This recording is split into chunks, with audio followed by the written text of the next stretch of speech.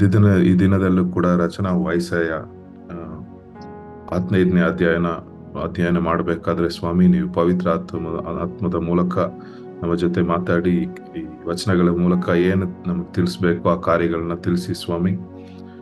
ಇಲ್ಲಿರೋ ಒಬ್ಬೊಬ್ಬರನ್ನ ಆಶೀರ್ವದಿಸಿ ಯೇಸುವಿನ ಹೆಸರಿನಲ್ಲಿ ಬೇಡುತ್ತೇನೆ ತಂದೆ, ಆಮೇಲೆ. ಯೆಶಯ 15ನೇ ಅಧ್ಯಾಯನ ನಾವು ಓದ್ಬೇಕಾದ್ರೆ 15, 16 ಇದೆರಡು ಅಧ್ಯಾಯಗಳಲ್ಲಿ ಮೋವಾಬ್ ವಿರೋಧವಾಗಿ ದೇವರ ನ್ಯಾಯ ತೀರ್ಪು ಹೇಗಿರುತ್ತೆ ಅಂತ ಅದ್ರ ಬಗ್ಗೆ ಈ 2 ಅಧ್ಯಾಯದಲ್ಲಿ ಬರೆದಿದೆ. ಈ ಮೋವಾಬ್ ಅವರನ್ನ ನಾವು ಅದು ಬ್ಯಾಕ್ ಗ್ರೌಂಡ್ ನೋಡಿದಾಗ ಅಲ್ಲಿ ಎಲ್ಲಿಂದ ಶುರು ಆಗತ್ತಂದ್ರೆ, ಲೋತ್ ಅಬ್ರಾಹಂ ಲೋತ್ ಇರ್ತಾರಲ್ಲ, ಆ ಲೋತ್ ಬಂದು ಏನ್ ಮಾಡ್ತಾನೆ, ಸೋದೋಮ್ ಗುಮಾರದಲ್ಲಿ ವಾಸ ಮಾಡ್ತಾ ಇರ್ತಾನೆ. ಅವಾಗ ಅಲ್ಲಿ ಸೋದೋಮ್ ಗುಮಾರನ ದೇವ್ರು ನ್ಯಾಯ ತೀರ್ಪಲ್ಲಿ ತರಬೇಕಾದ್ರೆ ಲೋತ್ ಏನ್ ಮಾಡ್ತಾನೆ, ಲೋತ್ ಅವ್ರ ಕುಟುಂಬದವರು ಅಲ್ಲಿಂದ ತಪ್ಪಿಸ್ಕೊಂಡು ಹೋಗ್ಬೇಕಾದ್ರೆ ಝೋಹಾರ್ ಅಂತ ಒಂದು ಜಾಗಕ್ಕೆ ಹೋಗ್ತಾರೆ. ಅಲ್ಲಿಂದ ಒಂದು ಬೆಟ್ಟದಲ್ಲಿ ಹೋಗಿರ್ತಾರೆ. ಲೋತಿನ ಹೆಂಡತಿ ಬಂದು ಉಪ್ಪು ಕಲ್ಲಾಗಿ ಆಗ್ಬಿಡ್ತಾರೆ. ಆದ್ರೆ ಅವ್ರ ಲೋತು ಮತ್ತೆ ಅವ್ರ ಇಬ್ರು ಹೆಣ್ಮಕ್ಳು ಏನ್ ಮಾಡ್ತಾರೆ, ಆ ಬೆಟ್ಟದ ಮೇಲೆ ಇರ್ಬೇಕಾದ್ರೆ ಅಲ್ಲಿ ಅವರು ಲೋತ್ ಬಂದು ಒಂದು ತಪ್ಪಾದ ಕಾರ್ಯಗಳನ್ನ ಮಾಡಿ ಅಲ್ಲಿಂದ ಶುರುವಾಗದೆ ಒಂದು ಮೋವಾಬ್ ಅಂತ ಒಂದು ಸಂತತಿ. ಲೋತು ಮತ್ತೆ ಅವರು ಒಂದನೇ ಮಗಳ ಜೊತೆ ಅವ್ರ ರಿಲೇಶನ್ಶಿಪ್ ಇಟ್ಟಾಗ ಅಲ್ಲಿಂದ ಶುರುವಾಗದೆ ಈ ಮೋವಾಬ್ ಅಂತ ಒಂದು ದೇಶ ಅಲ್ಲಿಂದಾನೇ ಶುರು ಆಗತ್ತೆ. 2ನೇ ಹೆಣ್ಮಗುವಿಂದ ಶುರು ಆಗದ್ ಬಂದು ಅಮೋನೈಟ್ಸ್, ಅಮೋರಿಯರ್ ಅವರು. ಈ ದೇಶ ಬಂದು ಮೋವಾಬ್ ದೇಶ ಬಂದು ಎಲ್ಲಿರತ್ತೆ ಅಂದ್ರೆ ಇಸ್ರೇಲ್ ಪಕ್ಕದ ದೇಶನೇ. ಇಸ್ರೇಲ್ ಇಂದ ರೈಟ್ ಸೈಡ್ ಅಲ್ಲೇ ಅವ್ರು ಏನ್ ಮಾಡ್ತಾರೆ, ಅಲ್ಲೇ ಇರ್ತಾರೆ. ಆದ್ರೆ ಇವ್ರು ಬಂದು ಅವಾಗ ಇಸ್ರೇಲ್ಗೂ ಮೋವಾಬೈಟ್ಸ್ಗೂ ಏನಾಗತ್ತೆ, ಅವಾಗ ನಾವು ಪ್ರಾಬ್ಲಮ್ ಬರೋದನ್ನ ನಾವೇನ್ ಮಾಡ್ತೀವಿ, ಇಲ್ಲಿ ಬೈಬಲ್ ಅಲ್ಲಿ ನಾವು ನೋಡ್ತೀವಿ. ಆದ್ರೂ ಕೂಡ ದೇವ್ರು ಬಂದು ಮೋವಾಬ್ ಅವ್ರ ಜನರನ್ನ ಪೂರ ರೀತಿಯಾಗಿ ನಾಶ ಮಾಡೋದಿಲ್ಲ. ಅವ್ರ ಹತ್ರ ಅಲ್ಲಿ ಕರುಣೆ ತೋರಿಸಿ ನಾವು ನೋಡ್ಬೇಕಾದ್ರೆ ಯೇಸು ಸ್ವಾಮಿಯ ವಂಶಾವಳಿಯಲ್ಲಿ ನೋಡ್ಬೇಕಾದ್ರೆ ರೂತ್ ಅಂತ ಒಂದು ಸ್ತ್ರೀ ಬರ್ತಾರಲ್ಲ, ಆ ರೂತ್ ಬಂದು ಮೋವಾಬ್ ದೇಶದಿಂದ ಬಂದವರು. ಅವ್ರು ದಾವಿದನ ಒಂದು ಅಜ್ಜಿಯಾಗಿರ್ತಾರಲ್ಲ, ರೂತ್ ಬಂದು ಮೋವಾಬ್ ಇಂದಾನೆ ಬಂದಿರ್ತಾರೆ. ಅದಕ್ಕೆ ದೇವರ ಒಂದು ಯೇಸು ಸ್ವಾಮಿಯ ವಂಶಾವಳಿಯಲ್ಲಿ ಕೂಡ ಈ ಮೋವಾಬ್ ದೇಶದಿಂದ ಒಬ್ರು ಬಂದಿರೋದನ್ನ ನಾವು ನೋಡ್ತೀವಿ. ಇಲ್ಲಿ ಮೋವಾಬ್ ದೇಶ ಬಂದು ಯಾವಾಗ್ಲೂ ಇಸ್ರೇಲ್ ವಿರೋಧವಾಗಿದ್ರು ಕೂಡ ದಾವಿದು ಒಂದು ರೂಲ್ ಮಾಡ್ಬೇಕಾದ್ರೆ ದಾವಿದ ಒಂದು ರಾಜ್ಯದಲ್ಲಿ ಏನಾಗಿತ್ತು, ಮೋವಾಬಿಯರ್ನ ಫುಲ್ ಕಂಟ್ರೋಲ್ ಅಲ್ಲಿ ಇಟ್ಟಿದ್ದ. ಮತ್ತೆ ಬೇರೆ ಏನ್ ನೋಡ್ತೀವಿ ಅಂದ್ರೆ ಮೋವಾಬ್ ಬಗ್ಗೆ ಒಂದು ಬಾಲಕ್ ಅಂತ ಒಂದು ರಾಜ, ಅವನೇನ್ ಮಾಡ್ತಾನೆ, ಬಾಲಾಮ್ ಅಂತ ಒಂದು ಪ್ರವಾದಿಯ ಮೂಲಕ ಇಸ್ರೇಲ್ಗೆ ಶಾಪ ಕೊಡಕ್ಕೆ ನೋಡ್ತಾನೆ. ಆದ್ರೆ ಅದು ಬಂದು ಇದು ದೇವ್ರು ಬಂದು ಅದನ್ನ ಅಪ್ರೂವ್ ಮಾಡಲ್ಲ. ಈ ಕಾರ್ಯಗಳೆಲ್ಲ ಮೋವಾಬ್ ಬಗ್ಗೆ ನಾವೇನ್ ಮಾಡ್ತೀವಿ, ಬೈಬಲ್ ಅಲ್ಲಿ ಬೇರೆ ಬೇರೆ ಕಡೆ ಓದ್ತೀವಿ.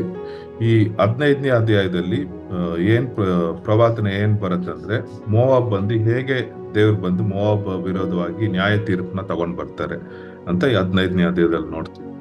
ಇದೇ ಕಾರ್ಯನ ನಾವು ಯೆರೆಮೀಯ 48ನೇ ಅಧ್ಯಾಯದಲ್ಲಿ ನೋಡ್ಬೇಕಾದ್ರೆ ಇದ್ರ ಬಗ್ಗೆ ಇನ್ನ ಡೀಟೇಲ್ ಆಗಿ ಏನ್ ಮಾಡಿರ್ತಾರೆ ಅದ್ರಲ್ಲಿ ಕೊಟ್ಟಿದೆ, ಯೆರೆಮೀಯ 48ನೇ ಅಧ್ಯಾಯದಲ್ಲಿ. ಓಕೆ, ಈ 15ನೇ ಅಧ್ಯಾಯನ ನಾವು 4 ಭಾಗವಾಗಿ ನಾವೇನ್ ಮಾಡ್ಬೋದು, ಇದು ಸಪರೇಟ್ ಮಾಡ್ಕೊಂಡು ಫಸ್ಟ್ 2 ವಚನದಲ್ಲಿ ಏನಾಗ್ತಿದೆ ಅಂದ್ರೆ, ಮೋವಾಬ್ ಒಂದು 2 ಪಟ್ಟಣಗಳ ಬಗ್ಗೆ ಬರ್ದಿದೆ, ಆರ್ ಮತ್ತು ಕೀರ್. ಆ 2 ಪಟ್ಟಣಗಳು ಏನಾಗತ್ತೆ ಅಂದ್ರೆ ಪೂರ ರೀತಿ ಹಾಲಾಗಿ ನಿರ್ಮೂಲ ಆಗತ್ತೆ ಅಂತ ಇಲ್ಲಿ 1ನೇ ವಚನದಲ್ಲಿ ನಾವು ನೋಡ್ತೀವಿ. ಅದು ಹೇಗೆ ಹಾಲಾಗತ್ತಂದ್ರೆ ಒಂದೇ ರಾತ್ರಿನಲ್ಲಿ ಏನಾಗ್ಬಿಡತ್ತೆ, ದೇವರ ನ್ಯಾಯ ತೀರ್ಪು ಬಂದು ಎಲ್ಲಾ ಕಾರ್ಯಗಳನ್ನು ಬದಲಾಗಿಸ್ಬಿಡತ್ತೆ.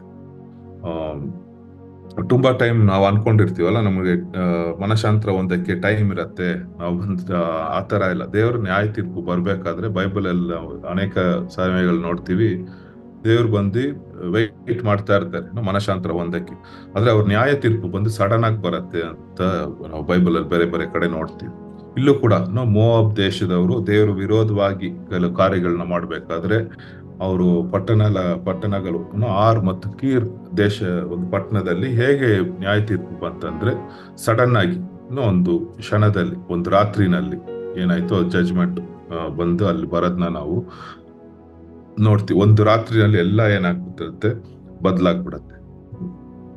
ಆಮೇಲೆ 2ನೇ ವಚನದಲ್ಲಿ ಅವ್ರೇನ್ ಮಾಡ್ತಾ ನ್ಯಾಯ ತೀರ್ಪು ಬಂದಾಗ ಅವರು ಡಿಬೋನ್ ಅಂತ ಒಂದು ಜಾಗಕ್ಕೆ ಎಲ್ಲರೂ ಹೋಗ್ತಾರೆ ಅಂತ ಬರ್ತಿದ್ರು. ಡಿಬೋನ್ ಅಲ್ಲಿ ಏನಿದೆ ಅಂದ್ರೆ ಒಂದು ಹೈ ಪ್ಲೇಸಸ್ ಪೂಜಾ ಸ್ಥಾನ. ಅಲ್ಲಿ ಹೋಗಿ ಏನ್ ಮಾಡ್ತಾರೆ, ಈ ನ್ಯಾಯ ತೀರ್ಪು ಬಂದ್ಮೇಲೆ ಅಲ್ಲಿ ಎಲ್ಲಾರು ಹೋಗ್ಬಿಟ್ಟು ಅಲದ್ನ ನೋಡ್ತೀವಿ. ಪೂಜಾ ಸ್ಥಾನಕ್ಕೆ ಹೋಗ್ಬಿಟ್ಟು ಏನ್ ಮಾಡ್ತಾರೆ, ಅಲ್ಲಿ ಮೋಬ್ ಅಲ್ಲಿರೋ ಜನರೆಲ್ಲ ಹೋಗಿ ಅಳದ್ನ ನೋಡ್ತೀವಿ. ಅಲ್ಲಿ ಬಂದು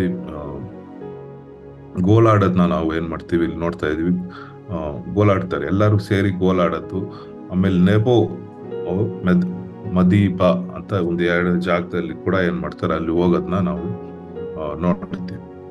ಅಲ್ಲಿ ಏನ್ ಮಾಡ್ತಾರೆ, ಅವ್ರು ಬಂದು ಅವ್ರ ದೇವರುಗಳನ್ನ ಏನ್ ಮಾಡ್ತಾರೆ, ಹೋಗಿ ಪೂಜೆ ಮಾಡಕ್ಕೆ ಟ್ರೈ ಮಾಡ್ತಾರೆ. ಅವ್ರು ಬಂದು ಆ ಜಡ್ಜ್ಮೆಂಟ್ ನ್ಯಾಯ ತೀರ್ಪಿಂದ ಬಿಡಿಸ್ಬೋದು ಅಂತ ಅನ್ಕೊಂಡು ಆ ಕಾರ್ಯಗಳನ್ನ ಮಾಡೋದನ್ನ ನಾವು ಇಲ್ಲಿ ನೋಡ್ತೀವಿ. ಆದ್ರೆ ಆ ದೇವತೆಗಳು ಏನ್ ಮಾಡಲ್ಲ, ಅವ್ರಿಗೆ ಒಂದು ನ್ಯಾಯ ತೀರ್ಪು ತಂದಾಗ ಬೇರೆ ಯಾರು ಏನ್ ಮಾಡಕ್ಕಾಗಲ್ಲ, ಅದ್ರಲ್ಲಿಂದ ಅವ್ರನ್ನ ಕಾಪಾಡಕ್ಕಾಗಲ್ಲ.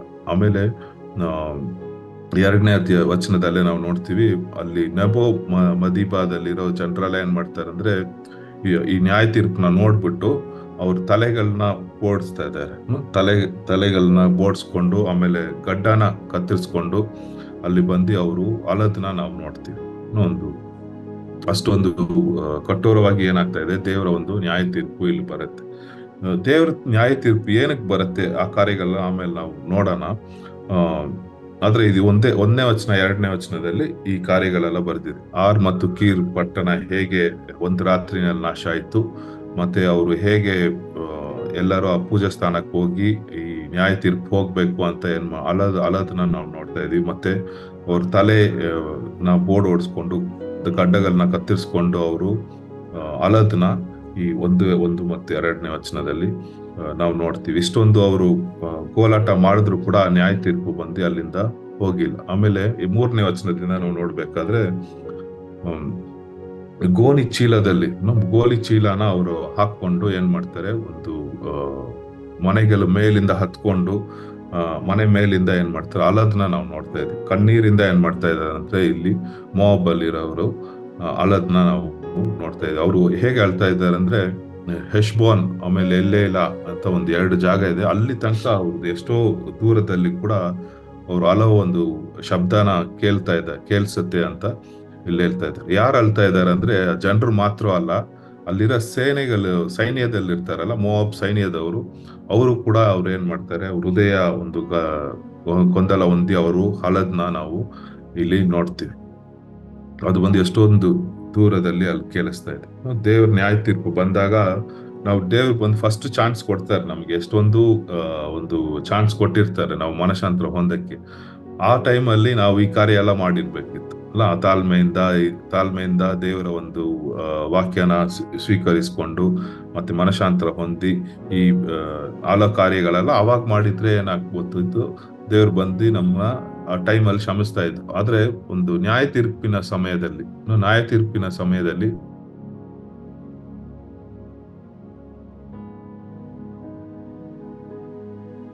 ನಾವು ಬೇರೆ ಬೇರೆ ಕಾರ್ಯಗಳನ್ನ ಮಾಡಿದ್ರು ಕೂಡ ಆ ನ್ಯಾಯ ತೀರ್ಪು ಬಂದು ನಮ್ಮನ್ನು ಬಿಟ್ಟು ಹೋಗೋದಿಲ್ಲ. ಆ ಟೈಮ್ ಮುಗ್ದೋಗಿರುತ್ತೆ.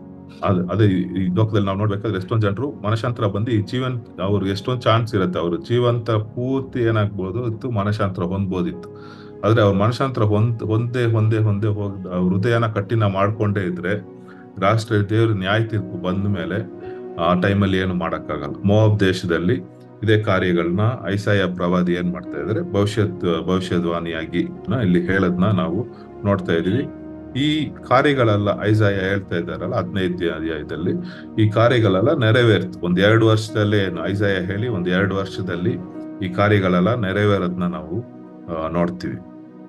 ಓಕೆ, ಇಲ್ಲಿ ಬಂದು ಆಮೇಲೆ 5ನೇ ವಚನದಿಂದ ನಾವು ನೋಡ್ಬೇಕಾದ್ರೆ 5ನೇ ವಚನದಿಂದ 7ನೇ ವಚನ ತನಕ ಇಲ್ಲಿ ನ್ಯಾಯ ತೀರ್ಪಿನ ಸಮಯದಲ್ಲಿ ಪ್ರವಾದಿ ಐಸಾಯ ಪ್ರವಾದಿಯ ಹೃದಯ ಹೇಗಿತ್ತು ಅಂತ ನಾವು ಇಲ್ಲಿ 5ನೇ ವಚನದಲ್ಲಿ ನಾವು ನೋಡ್ಬೋದು. ಅವ್ರು ಬಂದು ನ್ಯಾಯ ತೀರ್ಪು ಕೊಡ್ಬೇಕಾದ್ರೆ ದೇವರು ಇಲ್ಲ ಅಂದ್ರೆ ಅವ್ರ ಪ್ರವಾದಿಗಳು ಸಂತೋಷ ಪಡೋದಿಲ್ಲ. ಅವ್ರು ಬಂದು ದುಃಖದಿಂದಾನೇ ದೇವ್ರು ಏನ್ ಮಾಡ್ತಾರೆ, ಈ ನ್ಯಾಯ ತೀರ್ಪನ್ನ ಕೊಡೋದನ್ನ ನಾವು ನೋಡ್ತೀವಿ. ಯಾಕಂದ್ರೆ ದೇವ್ರ ಆಸೆ ಏನಂದ್ರೆ ಎಲ್ಲಾರು ಏನಾಗ್ಬೇಕು, ಮನಶಾಂತರ ಹೊಂದ್ಬೇಕು ಅಂತ. ಎಜೆಕಿಯಲ್ 33ನೇ ಅಧ್ಯಾಯದಲ್ಲಿ ನಾವು ನೋಡ್ಬೇಕಾದ್ರೆ ದೇವ್ರು ಬಂದು ಒಂದು ದುಷ್ಟರ ಒಂದು ಸಾವಿನಲ್ಲಿ ಅವರು ಸಂತೋಷ ಪಡೋದಿಲ್ಲ ಅಂತ ನಾವು ಅಲ್ಲಿ ಓದ್ತೀವಿ. ಅದು ದೇವರ ಹೃದಯ ಹೇಗಿದೆ ಅಂದ್ರೆ ಎಲ್ಲಾರು ಮನಶಾಂತರ ಹೊಂದಿ ಎಲ್ಲಾರು ಏನು ದೇವ್ರ ಹತ್ರ ಬರ್ಬೇಕಂತಾನೆ ಆಸೆ ಇರುತ್ತೆ. ಆದ್ರೆ ಮನುಷ್ಯ ಬಂದು ಮನಶಾಂತರ ಹೊಂದಿಲ್ಲ ಅಂದ್ರೆ, ಅವನು ಪಾಪವನ್ನು ಮಾಡ್ತಾನೆ ಇದ್ರೆ, ಇಲ್ಲಿ ಮೋವಾಬ್ಯರು ಏನು ಪಾಪ ಮಾಡ್ತಾ ಇದ್ರು, ಅವ್ರು ಹೆಮ್ಮೆಯಿಂದ ಇದ್ರು ಮತ್ತೆ ಬೇರೆ ದೇವರುಗಳ ಹಿಂದೆ ಹೋಗ್ತಾ ಇದ್ರು. ಅವ್ರು ಬಂದು ಮನಶಾಂತರ ಹೊಂದಿಲ್ಲ. ಅದಕ್ಕೋಸ್ಕರ ದೇವ್ರು ಏನ್ ಮಾಡ್ತಾರೆ, ಐಸಾಯ ಇಲ್ಲಿ ಏನ್ ಮಾಡ್ತಾ ಇದ್ರು, ಅವ್ರ ದುಃಖದಿಂದಾನೇ ಈ ನ್ಯಾಯ ತೀರ್ಪನ್ನ ಏನ್ ಮಾಡ್ತಾರೆ ದೇವ್ರು ಇಲ್ಲಿ ಕೊಡೋದನ್ನ ನೋಡ್ತೀವಿ. 5ನೇ ವಚನದಲ್ಲಿ ನಾವು ನೋಡಿದ 5ನೇ ವಚನದಲ್ಲಿ ಹೆಂಗ್ ಬರ್ತಿದೆ, ನನ್ನ ಹೃದಯವು ಮೋವಾಬಿನ ನಿಮಿತ್ತವಾಗಿ ಮೊರೆ ಇಡುತ್ತದೆ. ಆ ತರ ಅವ್ರೊಂದು ಐಸಾಯ ಏನು ಒಂದು ಅಲ ರೀತಿನಲ್ಲಿ ಏನ್ ಮಾಡ್ತಾ ಇದ್ದಾನೆ, ಇದನ್ನ ಈ ನ್ಯಾಯ ತೀರ್ಪನ್ನ ಬರಿಬೇಕಾದ್ರೆ ಬರಿತಾ ಇದ್ದಾನೆ. ಇಲ್ಲಿ ಬಂದು ಕೆಲವರು ಜನರು ಏನ್ ಮಾಡ್ತಾರೆ, ಮೋವಾಬ್ ಜನರು ಏನ್ ಮಾಡ್ತಾರೆ, 5ನೇ ವಚನದಲ್ಲಿ ಝೋಹಾರ್ ಅಂತ ಒಂದು ಜಾಗಕ್ಕೆ ಏನ್ ಮಾಡ್ತಾರೆ, ಓಡಿ ಹೋಗೋದನ್ನ ನೋಡ್ತೀವಿ. ಒಂದು ಇಲ್ಲಿಂದ ಪಲಾಯನವಾದವ್ರು ಏನ್ ಮಾಡ್ತಾರೆ, ಅಲ್ಲಿ ಓಡೋಗ್ತಾ ಇದ್ದಾರೆ ಝೋಹಾರ್ ಅಂತ ಜಾಗಕ್ಕೆ. ಝೋಹಾರ್ ಪಟ್ಟಣ ನೋಡಿದ್ರೆ ಲೋತು ಕೂಡ ಏನ್ ಮಾಡ್ದ, ಅವನು ನ್ಯಾಯ ತೀರ್ಪು ಸೋದೋಮಲ್ಲಿ ನ್ಯಾಯ ತೀರ್ಪು ಬಂದಾಗ ಝೋಹಾರ್ ಒಂದು ಪಟ್ಟಣಕ್ಕೆ ಓಡೋಗ್ತಾರೆ ಅಲ್ವಾ. ಈ ಜನರು ಕೂಡ ಏನ್ ಮಾಡ್ತಾರೆ, ಝೋಹಾರ್ ಪಟ್ಟಣಕ್ಕೆ ಕೆಲವರು ಓಡೋಗ್ತಾರೆ. ಕೆಲವರು ಎಲ್ಲಿ ಓಡೋಗ್ತಾ ಇದ್ದಾರೆ, ಅಲ್ಲಿ ಒಂದು ಬೇರೆ ಬೇರೆ ಕಡೆ ಬೇರೆ ಬೇರೆ ಪಟ್ಟಣಗಳಾಗ್ತಿದೆ. ಎಲ್ಲ ಕಡೆನೂ ಏನ್ ಹೋಗ್ತಾ ಇದಾರೆ, ಅವರು ನ್ಯಾಯ ತೀರ್ಪು ಬಂದ್ಮೇಲೆ ಹೋಗ್ತಾ ಇದ್ದಾರೆ. ಕೆಲವರು ಬಂದು ಝೋಹಾರ್ಗೆ ಹೋಗ್ತಾ ಇದ್ದಾರೆ. ಅಲ್ಲಿ ಹೋಗ್ಬೇಕಾದ್ರೆ ಅಲ್ಲಿ ನ್ಯಾಯ ತೀರ್ಪು ಬಂದಾಗ ಆ ಸಿಚುಯೇಷನ್ ಹೇಗಿತ್ತು, ಆ ಪರಿಸ್ಥಿತಿ ಹೇಗಿತ್ತು ಅಂತ ಇಲ್ಲಿ ಬರ್ತಿದೆ. ನಿಮ್ರೀಮ್ ಒಂದು ಹೊಲೆ, ಅಲ್ಲಿ ಒಂದು ಹೊಲೆ ಇದೆ ನಿಮ್ರೀಮ್ ಅಂತ, ಅದು ಬಂದು ಏನಾಯ್ತು, ಅದು ಹೊಲೆ ಬಂದು ಹಾಳಾಯ್ತಂತೆ.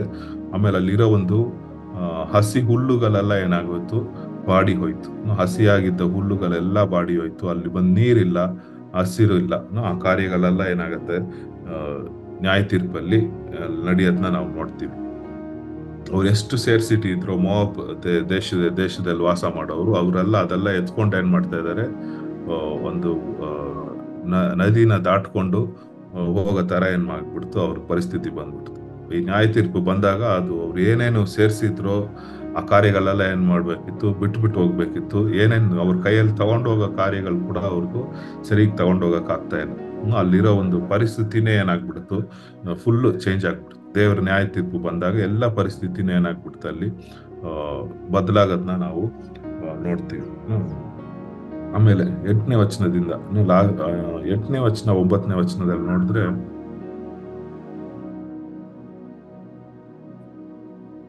ಅಲ್ಲಿ ಮತ್ತೆ ಅರಚಾಟ ಮಾಡೋ ಜನರೆಲ್ಲ ಮಾಡೋ ಅರಚಾಟದಿಂದ ಏನ್ ಮಾಡ್ತಾ ಇದಾರೆ, ಒಂದು ಅಲ್ಕೊಂಡು ಒಂದು ಕಣ್ಣೀರಿಂದ ಅರಚಾಟದಿಂದ ಏನ್ ಮಾಡ್ತಾರೆ, ಎಗ್ಲೈಮ್ ಆಮೇಲೆ ಬೀರ್ ಎಲಿಮ್ ಅಂತ ಒಂದು ಜಾಗಕ್ಕೆ ಹೋಗೋದನ್ನ ನೋಡ್ತೀವಿ.